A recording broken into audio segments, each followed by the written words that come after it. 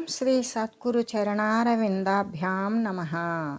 ఓం శ్రీ గణేశ శారదా సద్గురు మంగళమూర్తిభ్యో నమః. ఓం నమో భగవతే వేదవ్యాసాయ నమః. ఓం నమః ప్రణవార్థాయ శుద్ధ జ్ఞానైకమూర్తయే నిర్మలాయ ప్రశాంతాయ దక్షిణామూర్తయే నమః. ఓం ఈశ్వరో గురురాత్మేతి మూర్తిభేద విభాగినే వ్యోమవద్వ్యాప్తదేహాయ దక్షిణామూర్తయే నమః. శ్రీ గురుగీత ద్వితీయోధ్యాయము. అయితే శ్రీ గురుపాద స్మరణ అనేది ఆ స్మరణ చేసినంత మాత్రము చేతనే సకల మాయా భ్రాంతులు కూడా తొలగిపోచున్నవి.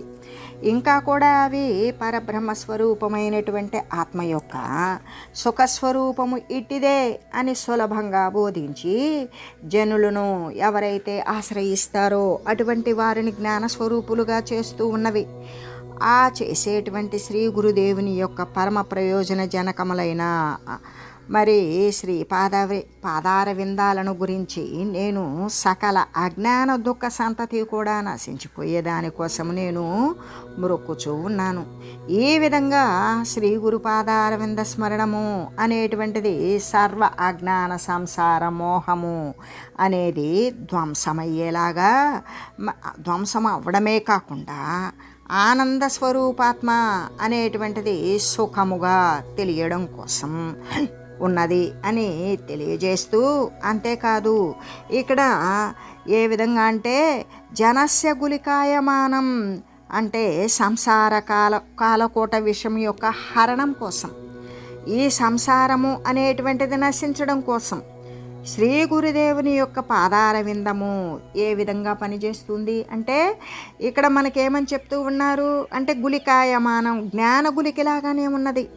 అంటే విషం యొక్క నశింపు కోసం మాత్రలను ఉపయోగిస్తారు కదా, అలాగే ఉన్నది అనేటువంటి భావాన్ని స్ఫురింపజేస్తూ జ్ఞానము ఏ విధంగా ఉంటుంది అంటే గులికాయమానం అంటే జ్ఞానముద్రా రూపకంగా ఏ విధంగా అంటే జ్ఞానముద్ర అనే రూపంలో ఉంటుంది. ఆ రూపముగా ఏమున్నది అంటే శ్రీ గురుదేవుని యొక్క చరణార విందాలే ఉన్నవి అనేటువంటి విషయాన్ని ప్రకటిస్తూ ఇటువంటి జ్ఞానముద్ర చేత సకల ఆత్మస్వరూపాన్ని కూడా తెలియడం కోసం ఆత్మసుఖ సముద్రులుగా అంటే ఇక్కడ సుఖము అనేటువంటిది ఒక పరిమితి, సముద్రము అపరిమితం. అటువంటి సుఖ సముద్రములుగా ఉన్నటువంటి వారు ఎవరు? శ్రీ గురుదేవులు ఉన్నారు. అంటే దీనిలో మనం చెప్పుకోవలసినటువంటి ప్రధానమైనటువంటి భావం ఏమిటి అంటే అఖండమైన జ్ఞానసాగరులకు మరి శ్రీ సద్గురుదేవుల యొక్క పాదార విందము, ఇక్కడ అరవిందము అంటేనే కమలము, ఆ యొక్క అరవిందము అంటే పాదార విందము, ఆ యొక్క పాద కమలాల యొక్క జంట ఏ విధంగా ఉన్నది? కమలముల వలె. ఆ కమలాన్ని మనం తుమ్మెదల వలె దాని యొక్క అంటే ఆ పదముల ద్వారా జాలువారేటువంటి తేనెను గైకొనేటువంటి తుమ్మెదలాగా ఎల్లవేళలా పదాలను ఆశ్రయించుకొని ఉన్నప్పుడు సంసార కాలకోట విషము అనేటువంటిది నశించిపోతుంది. అలా నశించిపోవడం కోసం ఇది జ్ఞానముద్రలాగానే శ్రీ గురు పాదార విందము ఉన్నది. అంటే గులికాయమానం విషము అనేటువంటిది హరించడానికి ఏ విధంగా మాత్రలాగా ఉంటుందో అలాగే ఈ యొక్క అజ్ఞానము అనేటువంటిది మూలంతో సహా పూర్తి స్థాయిలో నశించిపోవడానికి శ్రీ గురు పాదార విందాల యొక్క స్మరణము అనేది రక్షిస్తుంది అని తెలియజేస్తూ, అయితే ఇక్కడ శ్రీ గురుదేవుని యొక్క పాదార విందాలను గురించి అంటే ఆ పాదార విందాలు ఎటువంటివి? అమోఘమైనటువంటివి. ఆ అమోఘ పాద కమలం యొక్క సంస్మరణము ఏం చేస్తుంది? సకల అనేక దేహాల నుండి కొని తెచ్చుకున్నటువంటి అజ్ఞానము అనబడే ఆవరణలను ధ్వంసం చేస్తుంది అనే విషయాన్ని స్పష్టం చేస్తూ, అంతేకాదు యస్మిన్ సృష్టి స్థితి ధ్వంస నిగ్రహానుగ్రహాత్మకం కృత్యం పంచవిధం స్వస్వద్భాసతే తం గురుం భజేత్ శ్రీ గురు పరమాత్మ అయినటువంటి వాడు దేవుడు. అంటే శ్రీ గురు పరమాత్మ దేవుడు. ఆయన యొక్క సంకల్పం మాత్రం చేతనే జగమంతా కూడా సృష్టించడానికి, దానిని పోషించడానికి, దానిని లయం చేయడానికి కూడా ఇంకా అనేక అవతారాలను ధరించి దుష్ట శిక్షణ అంటే ఎక్కడైతే చెడు జరుగుతుందో దానిని నిర్మూలించడం, ఎక్కడైతే మంచి జరుగుతుందో దానిని ఇంకా కొనసాగించేలాగా చేయడం, అంటే దుష్టత్వంతో ఉన్నటువంటి వారిని నశింపజేయడం, శిష్టులను పోషించడం అనే విషయాలను వనరిస్తూ ఈ యొక్క కటాక్షపాత మాత్రమనే అవివేకిని వివేకిగా కూడా అనుగ్రహం లేకపోవడం చేత అవివేకిగానే ఉండునట్లుగా చేయడానికి శక్తి కలిగి ఉన్నాడు శ్రీ గురు పరమాత్మ దేవుడు అని చెప్పడం. అయితే ఆ శ్రీ గురు పరబ్రహ్మ స్వరూపం ఎటువంటిది? ఆయన యొక్క సంకల్ప మాత్రము చేతనే ఆయనకి ఎటువంటి ఆలోచన వచ్చింది? ఈ జగాన్ని సృష్టించాలి, దీన్ని స్థితి పొందించాలి, పోషింపజేయాలి, దీనిని లయమునర్చాలి. అది వ్యవస్థ. ఇక్కడ వ్యక్తిగతంగా వచ్చినప్పుడు అంటే ప్రతి మనిషి సృష్టి స్థితి లయ కార్యాలు చేస్తూ ఉన్నాడు. ఏ విధమైనటువంటివి మంచివా చెడువా అనేది తర్వాత యోచన చేద్దాం. ఎలాగంటే సంకల్పించడమే సృష్టి. ఆ సంకల్పం ద్వారా అనేక విషయాలు గాంచుతూ ఉంటాం, వాటిని స్థితి పొందింపజేస్తాం. ఆ సృష్టించినవి ఏదో ఒక విషయాన్ని కల్పించాం, ఆ కల్పించిన దాన్ని అనేక రకాలుగా ఊహిస్తాం, అది స్థితి కొనసాగుతుంది. సంకల్పాన్ని విరమిస్తాం, అక్కడ నశింపు జరుగుతుంది. ఈ విధంగా ప్రతి మనిషి కూడా సృష్టి స్థితి లయాలు చేస్తూనే ఉన్నాడు. అదే సృష్టి, సత్తుతో కూడినటువంటి స్థితి, సత్తుతో కూడినటువంటి లయము అయినప్పుడు సత్తుతో కూడినటువంటి సృష్టి ఏంటి? జ్ఞానాన్ని ఉత్పన్నం చేసుకోవడం. సత్తుతో కూడినటువంటి స్థితి ఏమిటి అంటే ఆ సృజింపబడినటువంటి జ్ఞానాన్ని పెంచి పోషించడం. మరి ఈ దేన్ని నశింపజేయాలి అంటే ఈ సత్సృష్టి స్థితి ద్వారానే ఏ అజ్ఞానమైతే ఉన్నదో దాన్ని మూలం కంట నశింపజేయడం అనేటువంటి విషయం ప్రతి ఒక్క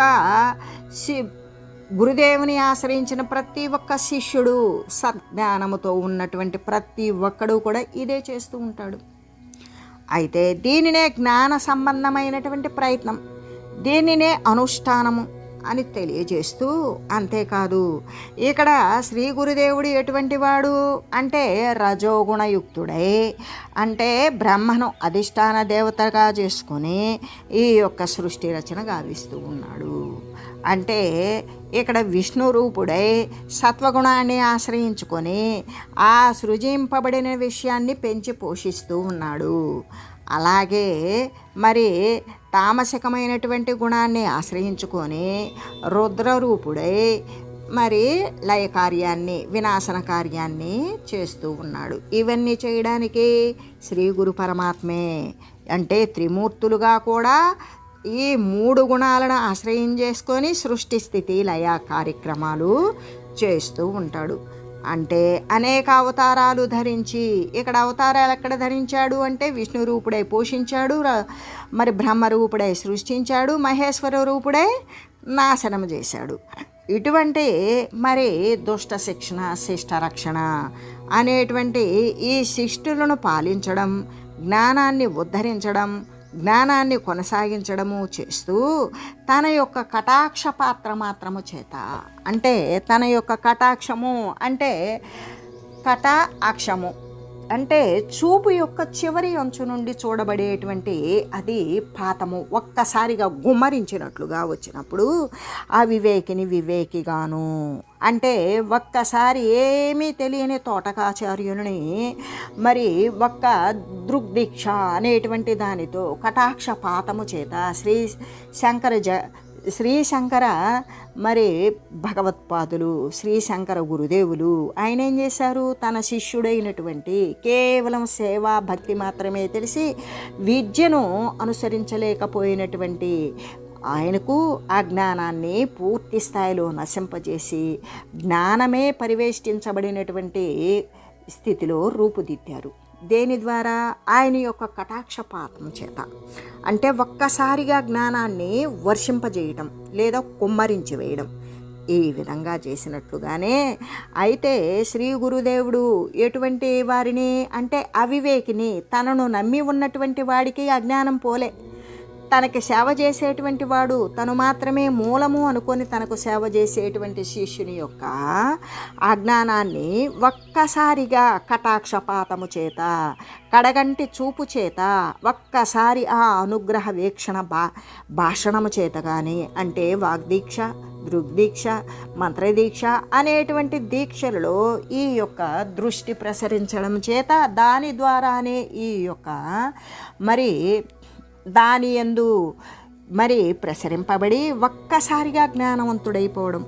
అలాగే అటువంటి అవివేకిని వివేకిగా కూడా చేయగలుగుతాడు.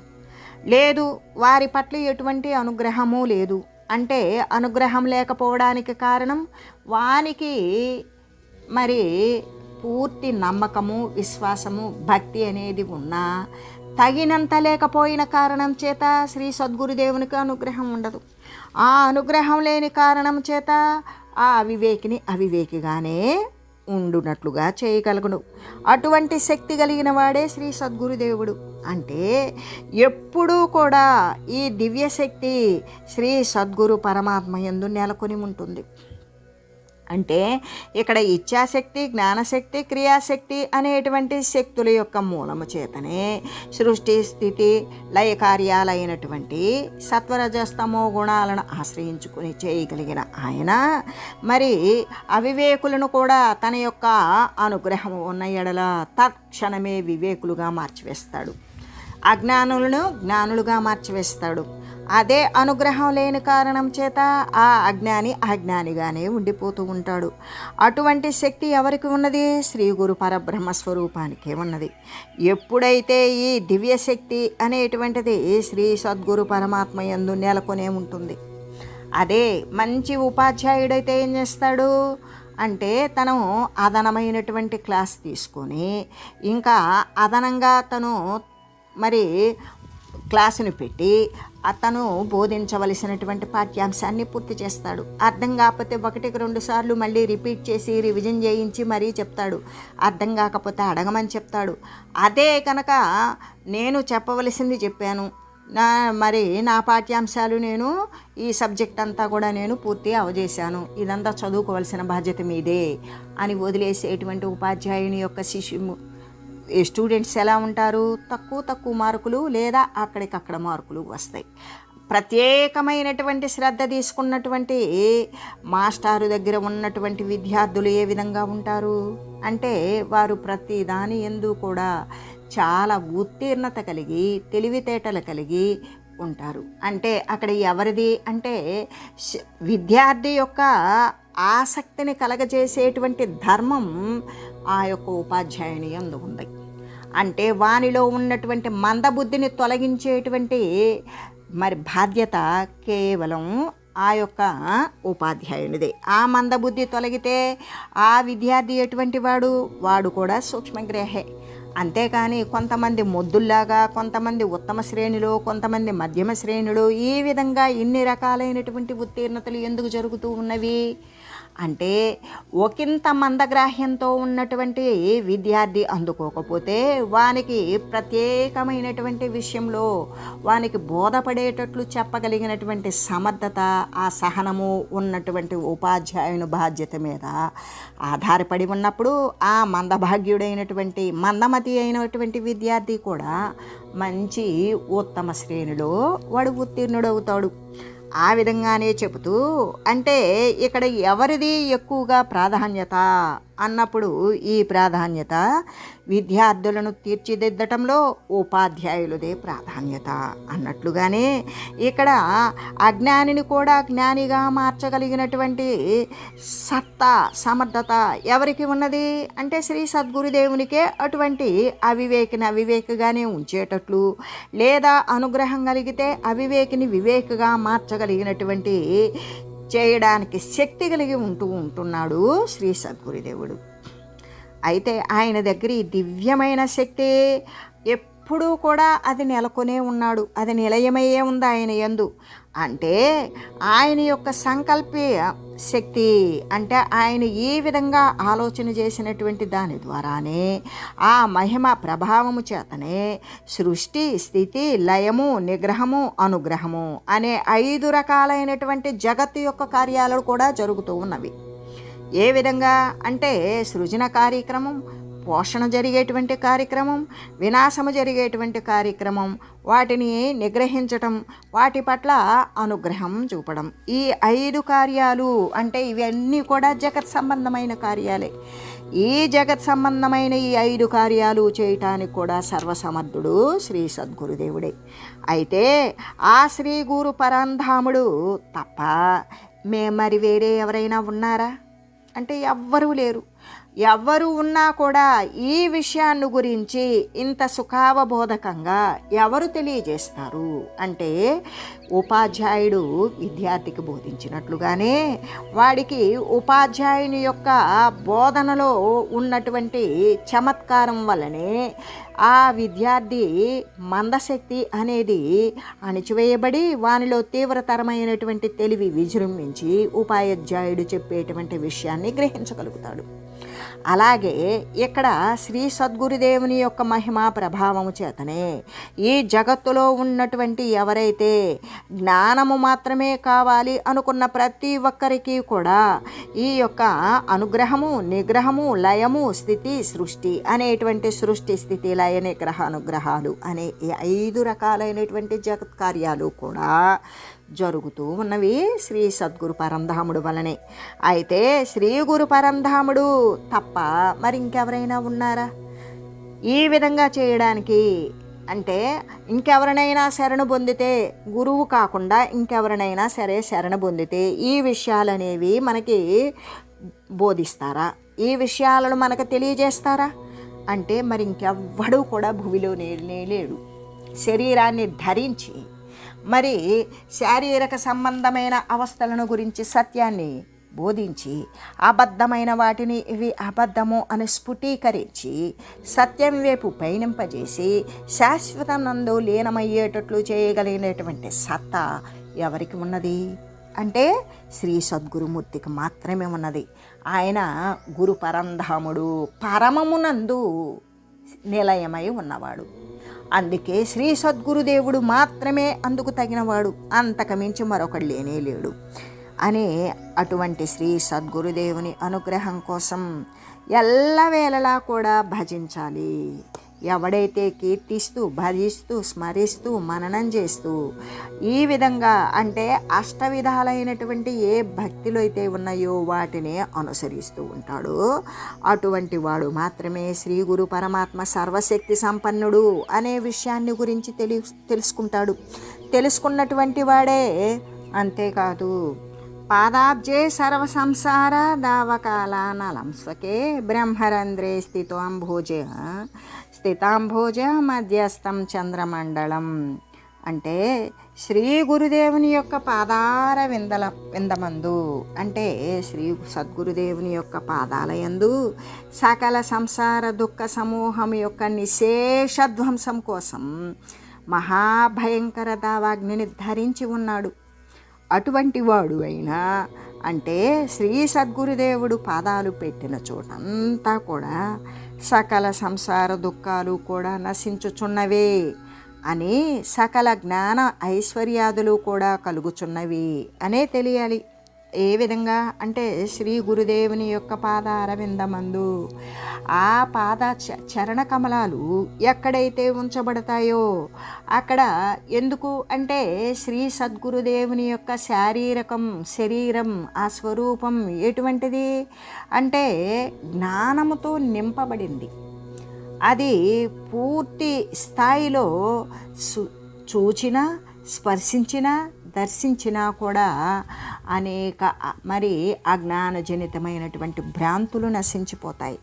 అటువంటి పాదాల యందు మరి ఏమున్నది? అక్కడ ఆ పాదార విందముల యందు ఏమున్నది? ఆ అరవిందాలు, ఆ కమలాల యందు ఎటువంటి సువాసనలు ఉంటాయో అలాగే ఆ పాదార విందాల యందు, ఆ పాదాల యందు, ఆ పదములు యందు ఏమున్నవి? సకల సంసారము కూడా.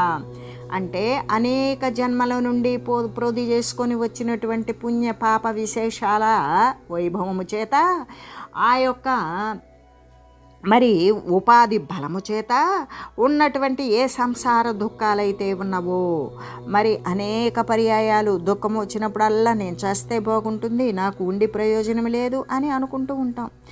ఈ విధంగా అయితే వేలసార్లు చావాలి. ఉన్న ఒక్క ప్రాణం, ఒక్క దేహానికి ఒక ప్రాణమే కదా ఉంటుంది. మరి ఆ ఒక్కటి ఎన్ని వేలసార్లు చావాలి ఆ విధంగా? అంటే అక్కడ చావవలసిందేంటి? నేను అనేటువంటి అహంకార స్వరూపమైన అబద్ధ జనితాన్ని ఆపాదించుకొని నేను అనుకుంటున్నామే, అది చావాలి. ఆ భావం చచ్చినప్పుడు ఈ శరీరం ఉన్నా ఊడినా ఒకటే. ఎందుకు? ఆ భావం చచ్చింది అంటే తను ఎక్కడ బ్రతికి ఉంటాడు? సత్యమునందు బ్రతికి ఉంటాడు, ఆ పరమాత్మ తత్వమునందు నెలకొని ఉంటాడు.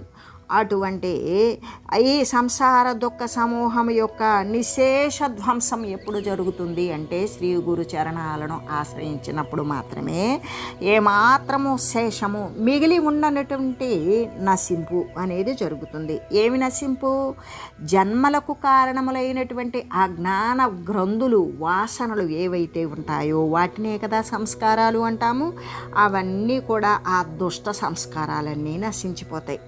అయితే ఆ నశించిపోవడం కోసమే మహాభయంకరమైన దావాగ్నిని ధరించి ఉన్నవాడు. ఎటువంటి దావాగ్ని అంటే మండుతున్నటువంటి మంటలో అనేక రకాల కట్టెలు పచ్చి వేసినా కూడా మండిపోయి మరి బూడిదలా మిగిలిపోయినట్లుగానే శ్రీ సద్గురుదేవుని యొక్క తపస్సుతో, జపముతో, తపముతో తనను తాను భౌతికమైనటువంటి తప్తత కలిగి మరి ఆంతరంగికమైనటువంటి విషయము పరమాత్మయందు ఊనుకొని ఉన్నటువంటి ఆ మహాపురుషుని యొక్క ఆ మరి దేహరూపంలో కనబడుతున్నటువంటి ఏ శాశ్వత శివత్వాన్ని గురించి చెప్పేటప్పుడు ఆ శాశ్వత శివస్వరూపుడైనటువంటి మహాభయంకర ధావాగ్ని అంటే ఏది వేసినా కూడా ఇట్టే భస్మీపటలం చేయగలిగినటువంటిది జ్ఞానాగ్ని ధరించి ఉన్నటువంటి వాడే శ్రీ సద్గురుదేవుడు. అందుకే శ్రీ గురుదేవుని యొక్క పాదాలు పెట్టిన చోటంతా కూడా ఆయన ఎక్కడ నడయాడుతారో ఆ నడయాడినటువంటి ప్రదేశం అంతా కూడా జ్ఞానజనితముగా మారిపోతుంది. అంటే ఆ ప్రదేశానికి అటువైపు ఇటువైపు కూడా మనం అదే చెప్తామే, వైబ్రేషన్స్ పాస్ ఆన్ అవుతున్నాయని. అక్కడ నుండి వెలువడేటువంటి శ్వాస నిశ్వాసలు ఎంతవరకు అయితే మరి విస్తరిస్తాయో అంతవరకు కూడా పవిత్రమైపోతుంది ప్రతిదీ.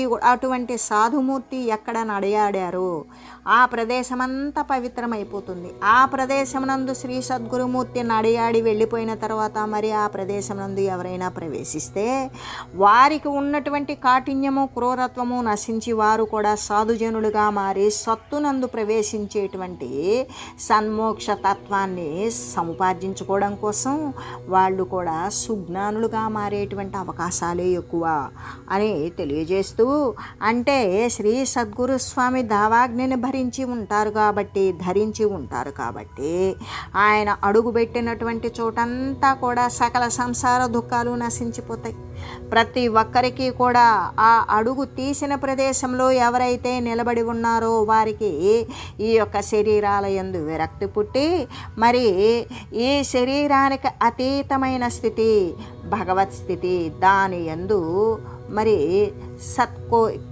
మరి సజ్జన సాంగత్యంతో వారికి ఆ కోరిక కలిగి ఆ కోరిక ప్రకారం పయనించి ఆ సద్వస్తువునందు వారు సంలీనమయ్యేటువంటి స్థితి ఉన్నది అని చెబుతూ, అందుకే ఈ సంసార దుఃఖాలు అనేటువంటివి నశిస్తాయి.